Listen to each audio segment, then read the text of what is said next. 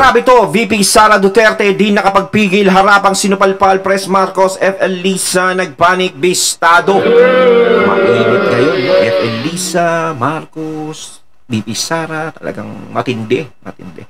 Siyempre, itong balitang ating matutunghayan ngayon ay nagmula kay Balitaan ng Bayan TV. At ilalagay ko sa description box ang link ng channel ni Balitaan ng Bayan TV para maging updated po kayo sa mga balita na kanyang inihahatid sa atin. At siyempre, ito po ang inyong lingkod na si BT na magbibigay ng reaksyon at komento dito sa video na ating matutunghayan ngayon. At huwag na natin pagtagalin at sabay-sabay na nating panoorin ang laman ng video na hatid sa atin ni Balitaan ng Bayan TV at bibigyan natin ng reaksyon ng balitang ito. Pasok! Ang Balitaan ng Bayan TV. Hindi raw issue sa seguridad ng Pangulo ang pagtatalaga ni Vice President Sara Duterte sa kanyang sarili bilang designated survivor ayon sa isang political analyst. Ang mas malaking issue raw ay ang hindi pagdalo ng Vice Presidente sa sona ng Pangulo. Nasa frontline ng balitang yan. Tingnan nyo. Ha? Naguguluhan na sila ngayon. Nabulabog na. They're so much affected, nabi po ni VP Sara, na kung tutuusin, pwede naman yun i-ignore. Di ba? Yes. JC Cosico. No. Okay. No, I will not attend the SONA. I am appointing myself as the designated survivor.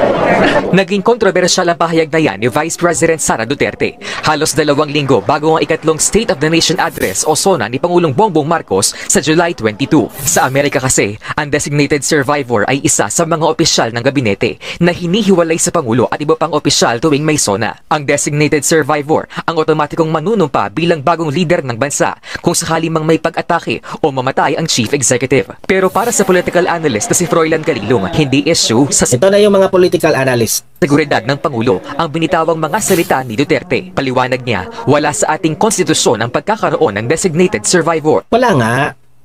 Ina-explain nga yan ni Win Gatchalian. Pero, the same yung meaning ng terminong ginamit ni VP Sara.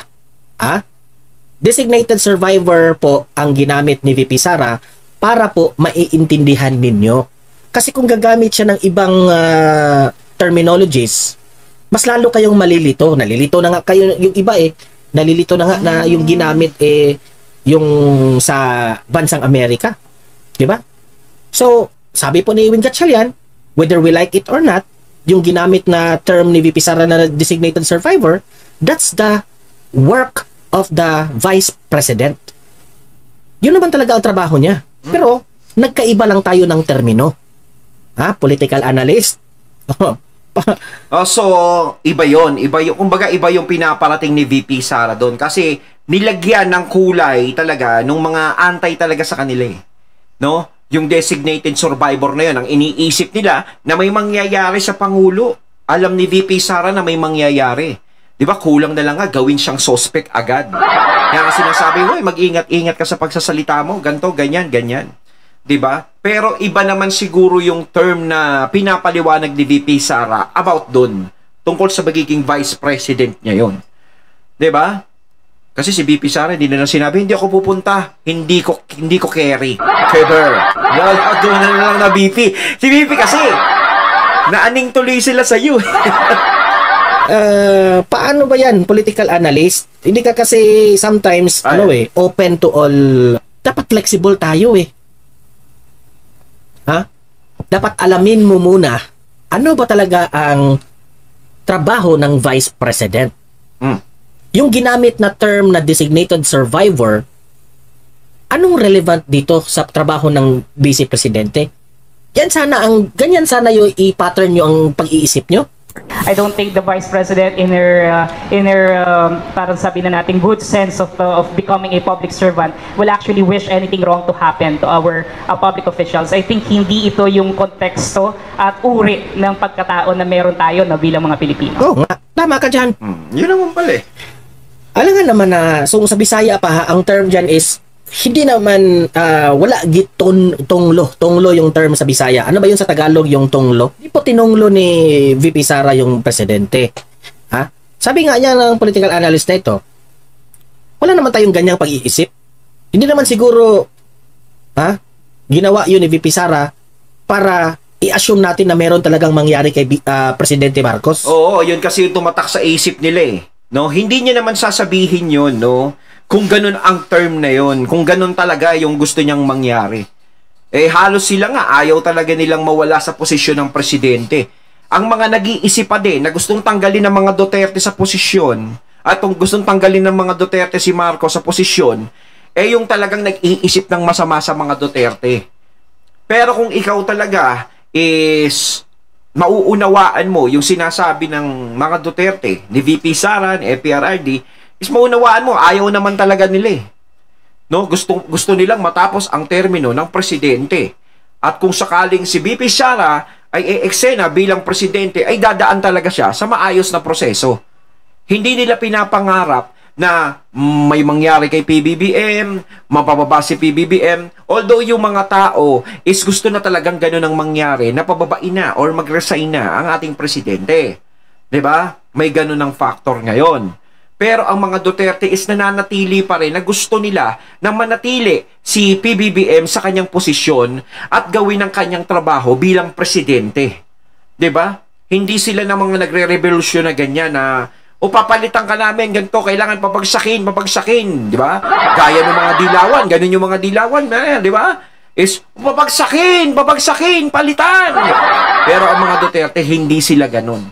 Di ba? Ayaw nila ng ganun. Binoto kasi ng tao si PBBM. Nire-respeto ng mga Duterte ang naging desisyon ng mga tao. Ngayon, syempre, yung mga tao, yung karamihan, may mga iba na nagsisisi dahil sa nangyayari ngayon. At gustong maging presidente si VP Sara. Pero sa ngayon, wala tayong magagawa o wala kayong magagawa. Lahat walang magagawa sa nangyari ngayon. 'Di ba? Kasi nga, nandiyan Kaya hinihintay na lang din ng mga Duterte na matapos na lang ang termino. Kasi parang ayaw nila maupo na ganun. Naiisipin na, talagang inagaw nyo yung kapangyarihan. Siguro ayaw nila ng ganun ang magiging isip sa kanila. Bandang huli. Yun ang magiging bato sa kanila. Kaya kung sakaling manalo sila sa susunod na eleksyon, bilang presidente, ayun, mas maganda yun. May marinig man sila, is talagang doon sa mga literal na galit talaga sa kanila. Pero doon, malinis ang pagkakapasok nila. No? Ito lang talagang mga taga-kongreso, medyo praning. Medyo pinangunahan na nila si VP Sara. May talagang allergic sa mga Duterte yan. That's not a good joke. Bakit? May sinabi bang si VP Sara na biro yon? Hindi naman niya sinabi. Di ba? Tapos ngayon, usap-usapan, pinag-aralan nila ngayon na plano nilang imbestigahan si VP Sara. Ay, nako. Sko naman, imbestigahan nyo? Yun yung sinabi na yun?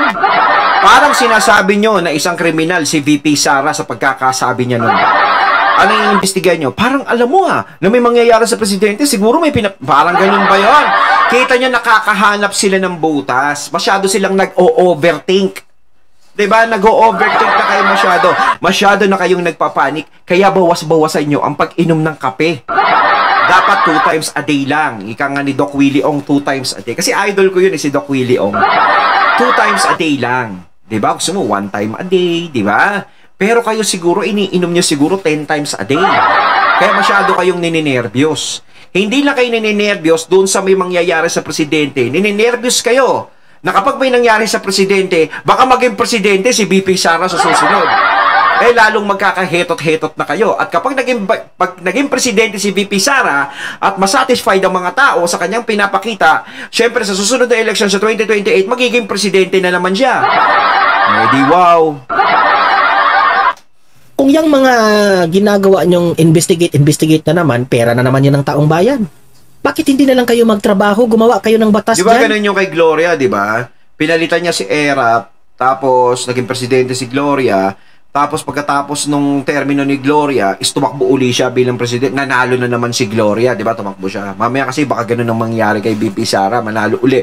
Hindi na nakaporma sila ng tuluyan. Tapos, iniisip nila, kinakabahan sila. No? Mamaya yung i-endorso naman ni VP Sara kapag patapos na yung termino niya, yung i-endorso niya, malakas din. Tapos si Basti na naman ang sumunod. Ay, naku. Lalo nang magkakahetot-hetot niyan. Yun ang iniisip nila. Yun ang kinatatakot nila. Hindi lang dahil sa baka yung sinasabi ni VP Sara na may mangyari sa presidente. Hindi lang yun. Hindi lang yun na nagiging issue doon. ang iniisip nila, paano kung magkatotoo yun? No, so tayo, nakunwood, wag naman sana. O, siyempre, inisip nila, paano kung magkatotoo yun? Naku, si Sara Duterte magiging presidente. Naku po, what? Gumawa kayo ng mga trabaho dyan na makabenefit sa taong bayan. Bakit si VP Sara ang pinagbabantayan niyo? Yun! Hanap na naman kayo ng butas ni VP Sara. Gusto na naman. May bago na naman silang pag-uusapan at hindi na naman mapapansin ang problema ng taong bayan. Yun. Di ba? May bago na naman eh. May bago na naman banat sa Duterte. So, mga isang taon na naman yan. Isang taong banata na naman sa Duterte yan, yung ganyan. 'Di ba? Halos hindi na nga nila pinag-uusapan yung problema ng kanilang mga bayan, yung kanilang mga distrito, kung ano ba nangyayari. Buhay pa ba yung mga mga tao dito sa amin, yung nasasakupan namin? Kinamusta nyo na ba sila? Kung humihinga pa sila? Bakit hindi nyo sila kinakamusta? 'Di ba? Kamustahin nyo naman yung mga taong bayan. Yung Duterte halos sawang-sawa na sa pangangamusta nyo sa kanila. Lagi nyo na lang silang kinakamusta at hindi nyo nakakalimutan. Ano nyo pa imbestigahan? Yun ang trabaho ninyo eh. Mga attack dogs ito eh. Mga attack dogs ni Tambaluslos. Don't you know na every time investigate kayo, pera yan ng taong bayan? Kung yung pera na yan, na gusto nyo investigate, kung ito itulong natin sa mga mahihirap nating kababayan, eh may pakinabang pa kayo. Oh, tama. Take note. Ang laki din na nagagastos sila sa mga investigasyon na yan. 'Di ba? Sa kaba ng taong bayan kinukuha yan eh. Tama si Sir Don Mardon, kung itinutulong nyo na lang sa mga tao yan, wala nang problema. 'Di ba? Huwag nyo na pansinin yung mga Duterte. Sa tingin nyo ba, kapag yung mga Duterte inapabagsak nyo, is pogi points o ganda points para sa inyo yan? Hindi po. Dahil may supporter yan yung taong bayan eh. Bawat dikdik nyo sa Duterte, ganun din ang dikdik ng taong bayan sa inyo. Di ba lalong pumapangit, hindi gumaganda yung nagiging imahe nyo. Pero subukan nyo, tantanan nyo yung mga Duterte, kahit mga 5 buwan lang. Tignan, tapos mag-observe kayo. Tapos ang gawin nyo is maglingkod na lang kayo sa mga nasasakupan nyo, sa taong bayan. Sigurado, baka mag-iba pa yung tingin sa inyo. Hindi sa akin, ganun. Diba? Nakikita ko ganun eh. Ibahin nyo ang ano nyo. Kasi, wala, iisipin ng mga tao, ano bang mapapala namin sa mga Duterte? Diba, anong mapapala namin pag pinapakulong nyo yan? Eh, yung mga anak ko nagugutom pa rin. Ang mahal pa rin ng bilihin. Diba? Diyos ko naman, yung ano ko, ang baba ng sweldo. O diba mga ganon, yung pa rin naiisip nila? Pag napakulong nyo ba yung mga Duterte, pag nawala yung mga Duterte, anong mangyayari? Magiging mura ba bilihin? Yung mga Duterte ba nagpamahal dyan? Diba? Yung kinabagsak ba ng bansa, Duterte ang may kagagawan lahat niyan? Uunlad ba ang bayan? Tataas ba ang Pilipinas? Kapag nawala ang mga Duterte? Diba hindi rin naman? Anong mangyayari? Puro ganyan, imbestiga? Dahil para saan? Para makaganti lang. Dahil may atraso sa inyo, ganto, ganyan, nagagalit kayo sa kanila. Pero yung hinaing ng taong bayan is hindi nyo na napapansin. Hindi nyo na sila nararamdaman. Diba? Halos ang mga tao ngayon, wala nang masandalan. Wala nang masumbungan. Diba? Yung mga hinaing nila, hindi na nadidinig. Sino ang nakakadinig ngayon? Yung mga kandidato, nakakandidato ngayong 2025. Diba? Hindi yung mga nakaupo. Kasi dapat ang nakakadinig sa hinaing ng taong bayan, dapat yung mga nakaupo. Siyempre, natural, yung mga kandidato, yung mga kakandidato pa lang ngayon, madidinig nila yan. Pero pag nakaupo, ang tanong, madidinig pa ba nila? Uli. Hindi. Ewan natin. Pero dapat talaga, ang kumikilos ngayon, yung mga nakaupo. Kasi yung mga nakaupo ang inaasahan ng taong bayan. Diba? Eh, mas maganda nga, bigay nyo na lang sa amin yung pondo. Kami na lang gagastos sa sarili namin. Of these politicians, kung dapat ba nating iboto ito? Ito mga kongresista na ito. Ha? Dahil wala silang magandang idinidulot. Kaya nga, yung foreign investors, bumababa. Walang gustong mag-invest dito sa Pilipinas. Dahil ang nakikita nila dito ngayon sa Pilipinas, magulo, away politika, mataas yung tension sa China, nangyari dyan sa Ayungin Shoal, kung ano-anong mga balita, ayaw nila. Magulo. Away politika kasi, away posisyon yan eh. Kung kayo sana dyang nakaupo dyan sa pwesto ngayon sa Kongreso, sa Senado, kung ang layunin nyo, taong bayan, maganda na sana yung pamumuhay ng mga taong bayan ngayon. Maganda na ang pamumuhay ng taong bayan kung ang taong bayan ang inuuna nila. At napakabango pa sigurado ng pangalan nila. Hindi na nila kailangang sirain ng mga Duterte. Hindi na nila kailangang pansinin ng mga Duterte. Baka nga mamaya pag sila nakipaglaban bilang presidente kay Vice President VP Sara, kay Vice President VP Sara, kay VP Sara baka sakaling magkaroon sila ng pag-asa. Siyempre, alam ng mga tao, si VP Sara o makamasa, tumutulong sa mga tao. Oh, ito kakandidato rin to. Wala si Tambi. Si Tambi, naku, ang galing din yan. Tumutulong sa taong bayan yan. Di ba? Ang daming nagagawa niyan. Di ba parang maguguluhan yung mga tao? Kasi nga, ganun din ang itinatatak mo sa mga tao. Pero kung ganun itinatatak nila sa mga tao is puro ganyan lang. Yung mga Duterte kailangan makulong, yung mga Duterte kailangan ireklamo. Imbestigahan yan, ganito. Walang mangyayari. Di ba? Wala kayong magandang naiiwan doon sa mga tao. 'Di ba? Yung naisisiksik sa isip nila, nakarapat-dapat nila kayo uling pagkatiwalaan sa susunod. Kasi ang iisipin nila niyan, ako, pag nanalo na naman to, ganyan na naman mangyayari. 'Di ba? Pero wala pa. Every day, halos araw-araw ang makikita kong balita sa mainstream media, puros away politika. Oo. Ako nga, puros investigate dito. Investigate kay Mayor Alice Guo. Pinaghahanap si ako natatawa ako doon kay Alice Guo. Pastor Apollo Kibuloy, Bantag, Tebes, sino pa? Mayor Rama. Lahat-lahat na lang tungkol po sa pamumulitika. Ang naririnig ko lang sa administrasyon na to, ayuda. Nag-iikot sila namimigay ng ayuda. Ibibigay ng ayuda, wala namang pandemya. Wala naman tayong crisis Mamaya, babanatan din natin yung pag-iikot nila ng ayuda na yan. Kung yung mga useless, ay para sa amin useless yun Para sa amin useless yun Sa kanila, siguro, importante yun. Alam niyo yung pagbibigay ng ayuda, nagsasayang lang talaga kayo ng pera dyan Diba? Ang mga tuwan-tuwa lang sa mga ginagawa nyo is yung mga batugan talaga. Rektahin na natin talaga. Kasi ngayon, bakit ka magbibigay ng ayuda kung malaya namang nakakapaghanap buhay yung mga tao? Uulitin ko, bakit hindi na lang trabaho ang ibigay nyo sa kanila? Magdagdag kayo ng mga trabaho para sa mga Pilipino. At taasan ng sweldo ng ating mga manggagawa.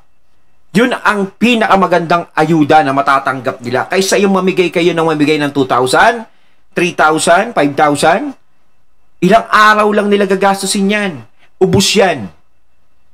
Pagkatapos maubos niya, mumurahin na naman kayo niyan. Diba? Dapat yung long term ang isipin nyo, hindi yung pang short term. Short term. Tutulong lang din naman kayo, is lubos-lubusin nyo na. Kung yung mga investigation na yan, kung ilaan natin yung enerhiya natin, pera doon sa mga pobre nating mga kababayan, gagawa kayo ng mga programa, no? Para sa akin ang sayang ng pera. Maraming pera ang Pilipinas pero sinayang lang po dito sa mga investigation na ito. Ngayon naman may plano na naman silang si VP Sara yung imbestigahan patungkol dyan sa sinabi na designated survivor. Kada magiging buka ng bibig ni VP Sara, kapag nabigyan nila ng kahulugan yan, mag-iimbestiga na naman sila. Bukod dyan sa designated survivor na yan, kapag nagsalita na naman si VP Sara na merong hindi maganda na naman sa pandinig nila, malamang imbestiga na naman yun. Hindi na naman matatapos yan. Ay, grabe. I wish, magising ang mga supporters ni PBBM sa mga pinanggagawa nila ngayon. Di ba? Yan. Pinaparalyze nila ang Davao. Tama yan, Jane Bramlett. Anong ginagawa nila dito sa mga kapulisan sa Davao? Tinanggal yung 19 police officials. Pero ang di pagdalo ni VP Sara sa SONA ay isa raw bold step sa bahagi ng Vice-Presidente. Maliwanag raw kasi na dumidistansya na ito kay Marcos. Tama. Tama yun. Yun naman obvious talaga obvious. Yun naman talaga ang tunay. Gusto niya ng dumistansya talaga. 'Di ba? Gusto niyang ipakita talaga na ala na. Tapos na ang ating namamagitan sa atin na pagiging mag-tropa tol. Parang nagsusuloy na sila ng kandila ngayon. Diba? Kasi sa kabila ng nangyayari talaga, imposible talaga na mag-ayos pa No, kahit sabihin natin silang dalawa, ni PBBM, si VP Sara, medyo okay, kung okay pa sila, pero sa magkabilang panig talaga, sa panig ng mga alitap-tap at sa panig ng pamilya ni VP Sara is hindi na okay talaga. Hanggat si PBBM ay napapaikutan ng mga alitap-tap, talagang hindi na talaga magkakaayos yan. Pero kung pagsisipain ni PBBM yung mga alitap-tap palayo sa kanya, malamang ko, diyan na ang pag-asa ng taong bayan. Kaso darating pa ba yun? Ipinakita po ni VP Sara na ayaw niya na po dito sa administrasyon na ito. Baga ayaw niya na makipagplastikan eh. Hindi pa ba klaro sa inyo yan? Ano kayo ngayon mga bangag vloggers, mga tambalos-los vloggers, mga supporters ni PBBM, ano kayo ngayon? Masakit ba? Tanggapin ang katotohanan? Kasi ilang beses nyo na niyurakan, binatikos ang vice presidente. Ngayon, ang presidente namin, ang vice president namin, sorry pala vice president, yung vice president namin, wag nyong i-disrespect yan. Dahil matapang yung aming vice presidente. Oh, iba That will be the future president this coming 2028. At nasabi ko yan dahil yung trust rating consistent. Siya pa rin ang nangunguna. Nakapartido niya. Yun yung kinakabahan sila eh. Laging nakikita nila na nangunguna si VP Sara. Yan talaga ang isa sa nagtitrigger sa kanila, kaya hindi nila tinatantanan ng mga Duterte.